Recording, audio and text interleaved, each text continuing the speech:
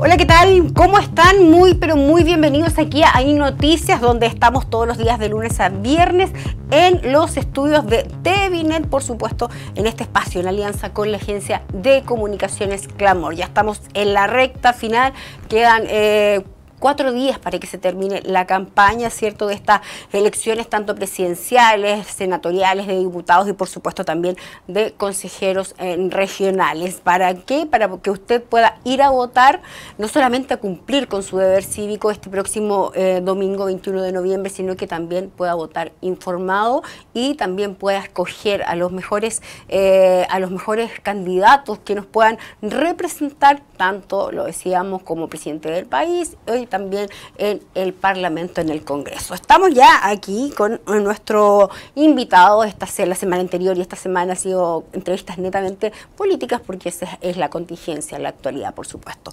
Estamos con Carlos Oyarzún. Él ha venido varias veces ya a visitarnos. Carlos Oyarzún, lo hemos dicho, tiene 31 años, es nacido y criado en Osorno, estudió desde pequeño en el Osorno College, desde kinder, lo decíamos, hasta cuarto medio, es abogado de profesión y tiene un magíster en Derecho Administrativo, ¿cierto? Tiene un magíster en Derecho Administrativo en la Universidad de los Andes. Su carrera profesional siempre ha estado vinculada al servicio público, ha trabajado también como asesor, como investigador y asesor legislativo y asesor jurídico. ¿Cómo estás, Carlos? Bienvenido. Hola, Claudia. Ya no te presento completo porque ya hemos estado tantas veces que ya la gente ahí ya te conoce, ya eres parte de la casa. ¿Cómo has estado? Ya la recta final. Quedan muy pocos días, me imagino que un poco... De hecho quedan 3 días, no 4 de campaña. 3 días, tienes razón, porque ya se... ¿Pero quién lo está contando? ¿No? Sí. ¿Cuántas horas? Y tantos segundos. No, tienes razón, 3 días, queda un poco... 3 días y algo, todavía lo que resta.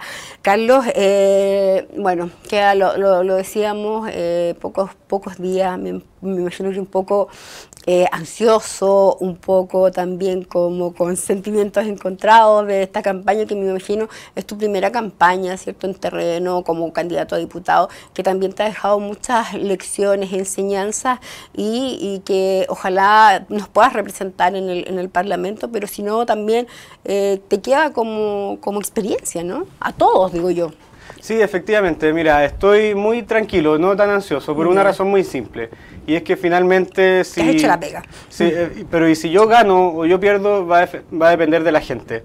Lo que depende sí de mí es hacer la pega hasta el último día y de demostrar y de dar a conocer que en el fondo aquí hay un proyecto con convicción, con carácter y con ganas de hacer las cosas distintas, con energía. Si yo logro, yo creo poder haber penetrado en ese sentido, bueno, yo me quedo tranquilo. Después ya la gente decide el domingo si efectivamente me da la confianza o no. No porque seas joven, lo decíamos, tienes 31 años, hemos hablado en reiteradas ocasiones de la renovación de la política, pero la renovación de la política, ¿cómo lo has hecho tú? Con ideas, con propuestas, con contenido. Y en ese sentido también me gustaría consultarte, lo hemos hablado, sí, pero ¿cuál es tu opinión sobre el terrorismo, cierto? O sea, porque es con todas sus letras lo que se está viviendo en la Araucanía y lo que hemos vivido también en algunas ocasiones en la región de Los Ríos y también en hechos más aislados, pero también acá en la región de los lagos. ¿Cómo en este caso enfrentarías esta situación de terrorismo, narcotráfico también, como representante en la Cámara Baja, ¿cierto?, como diputado? Bueno, Claudia, en primer lugar aquí hay, como yo como candidato por la región de los lagos, quiero ser muy tajante y muy decidido en decir de que yo al menos como autoridad y como diputado no voy a tolerar que en la región de los lagos existan situaciones similares a lo que hoy día vemos en la región de la Araucanía o en la región de los Ríos. Lamentablemente nosotros ya hemos visto atentados en la comuna de Osorno, en la comuna de San Juan de la Costa, en San Pablo, incluso han habido atentados en Frutillar y toma de terreno. Eso yo como parlamentario no lo voy a tolerar y voy a oponerme con toda la fuerza y voy a exigir de las autoridades policiales, del Ministerio Público, del Poder Judicial, que hagan la pega. Eso como en primer lugar. Ahora también yo quiero ser muy franco, aquí no se trata de solamente consignas, aquí como autoridades también hay que proponer nuevas ideas y proponer cosas para enfrentar la situación que hoy día está ocurriendo. Claro. En ese sentido, eso, ¿cuáles serían esas ideas? En ese sentido, el Ministerio Público aquí requiere de mayores atribuciones para perseguir los delitos terroristas. Requiere de agentes encubiertos, de agentes informantes, de agentes reveladores. Más herramientas. Más herramientas. Los carabineros, las policías, por otra parte, requieren de equipamiento a la altura del material bélico con el que a veces los grupos paramilitares los enfrentan o los atacan. Eso sin duda. Por otra parte, aquí el Estado se tiene que poner las pilas en cuanto a proteger y a defender y a reparar el daño causado a las víctimas. Exacto. Las víctimas del terrorismo hoy día sufren daño pecuniario, daño económico y también sufren daño psicológico. Claro. Y eso es culpa del Estado. Y el día que nosotros nos pongamos la mano en el corazón y que reconozcamos que como Estado hemos fallado, también vamos a poder empezar a reparar en el fondo todo eso que hemos causado. Ha pasado, perdón, han pasado muchos gobiernos, ¿cierto? Estamos hablando de hechos de terrorismo que se vienen dando desde hace, no sé, 10 años, por darte un ejemplo. Si bien han ido en escalada, pero no se ha podido frenar. Estamos hablando de todos los gobiernos, derecha, izquierda, no se ha hecho nada al respecto. Tenemos policías, inteligencia. ¿Qué crees tú en qué hemos fallado? ¿En qué ha fallado el Estado en este caso? Además de lo que me explicabas tú, ¿le falta más mano dura, ponerse los pantalones? A ver, aquí sin duda, Claudia, ha habido una falla multisistémica, por decirlo de alguna forma. Y en algo que sí me quiero reparar y que quiero denunciarlo tajantemente, y es que aquí también ha habido poca voluntad política para enfrentar el problema. La coordinadora Arauco Malleco, que fue la que se inició adjudicándose los primeros atentados, es del año 97. Y desde el año 97 a la fecha, nosotros lamentablemente nunca hemos visto una decisión de parte de la autoridad en atacar este tipo de violencia, este tipo de terrorismo que se vive en una zona determinada del país. Claro. Por otra parte, también aquí a veces ha habido complicidad de cierto sector político, eso lo tengo que decir. Aquí la extrema izquierda, el Frente Amplio, el Partido Comunista, muchas veces también han sido cómplices, a lo mejor no en hablar a favor, pero sí en no condenar los hechos de violencia. Entonces, en ese sentido, cuando la clase política no está a la altura también de la gravísima situación que se vive en la Araucanía, en los ríos, y yo me voy a oponer a que ocurra en los lagos, lamentablemente esos hechos terminan ocurriendo y terminan teniendo al final mucho mayor crecimiento y terminan prosperando como lo que hoy día vemos en la Araucanía, en donde simplemente no hay Estado de Derecho. No, absolutamente. Estoy completamente de acuerdo contigo porque son hechos, la verdad, muy lamentables y los derechos humanos existen en estos casos para un solo lado. Y esa situación hay que revertirla. Pasemos a otro tema que tiene que ver un poco con la economía, ¿cierto? La inflación ha golpeado fuertemente el bolsillo, no solo de todos nosotros, que los más perjudicados aquí yo creo que han sido los adultos mayores, al menos también así lo indica un estudio que hizo, valga la redundancia, el Centro de Estudios de la Universidad Católica, ¿cierto? Que reportó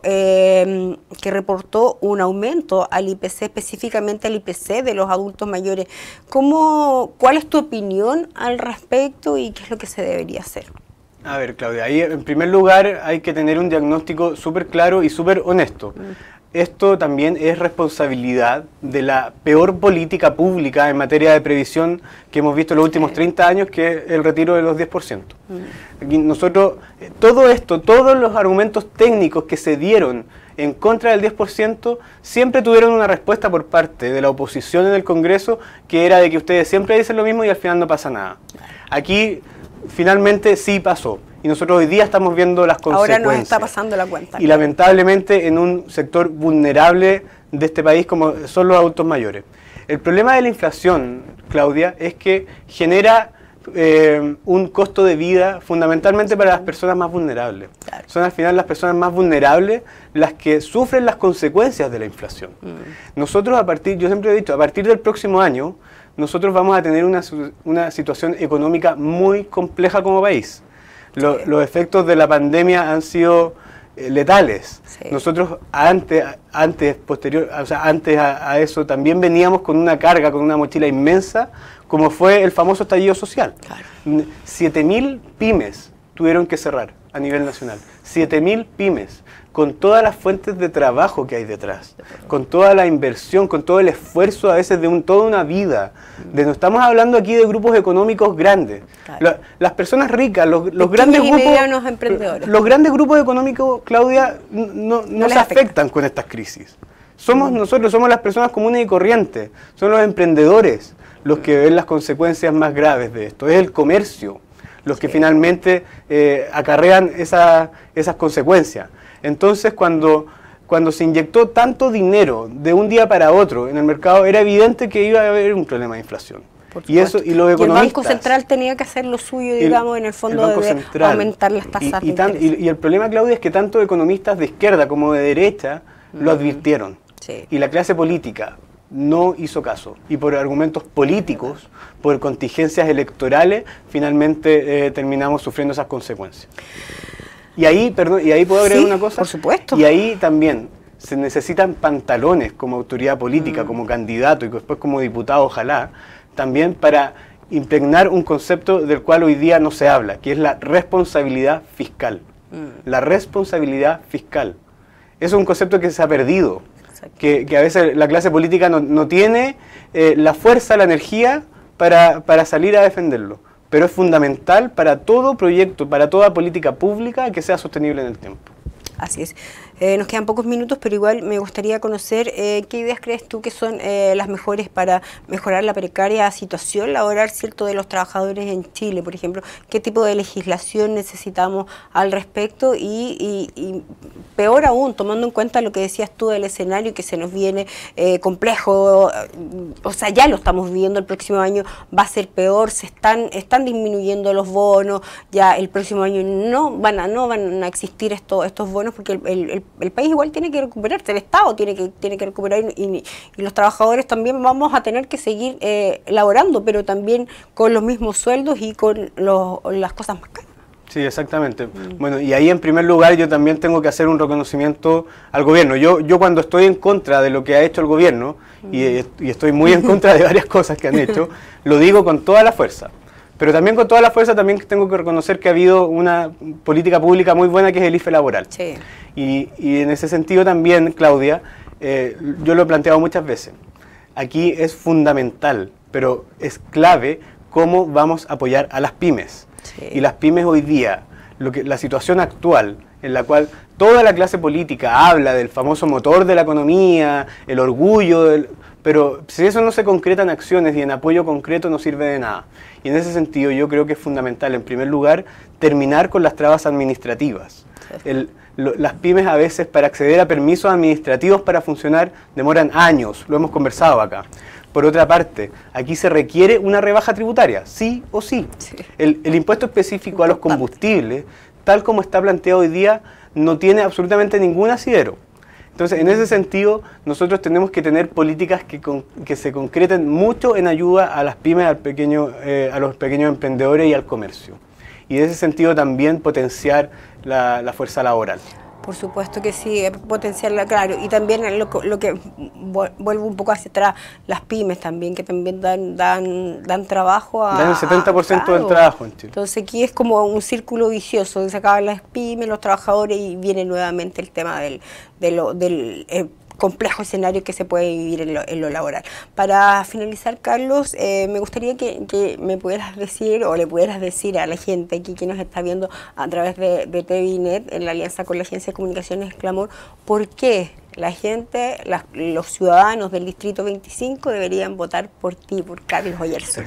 Bueno, yo siempre lo he dicho, si ustedes creen que hoy día Chile necesita un liderazgo nuevo, con fuerza, con convicción, con las ganas de ir a defender las ideas también, pero también con la autoridad y con el valor que significa también todo lo que hemos construido como Chile, yo les pido una oportunidad, porque si ustedes creen eso, yo soy su candidato y me voy a comprometer a dar la cara, que es lo que la clase política durante mucho tiempo y particularmente el sector que yo represento no ha hecho. Y por eso hemos ido perdiendo en influencia, hemos ido perdiendo en ideas, para que ganemos elecciones y gobernemos con ideas de derecha, no como lo que ha ocurrido en el último tiempo. Así que por eso los invito a darme una oportunidad.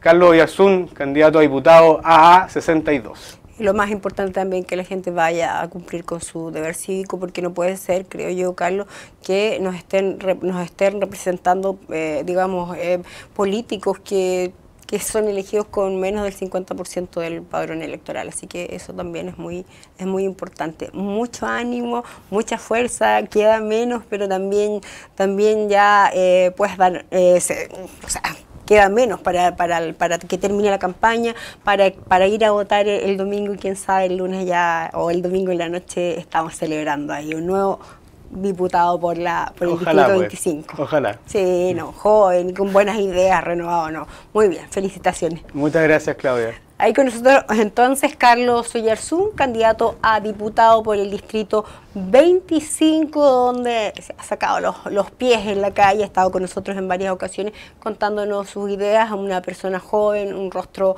nuevo, ¿cierto?, en la política. Así que ahí está en sus manos, ¿cierto? De este domingo depende de usted quién lo va a representar en el Congreso, en el Parlamento. Vamos a una pausa, regresamos.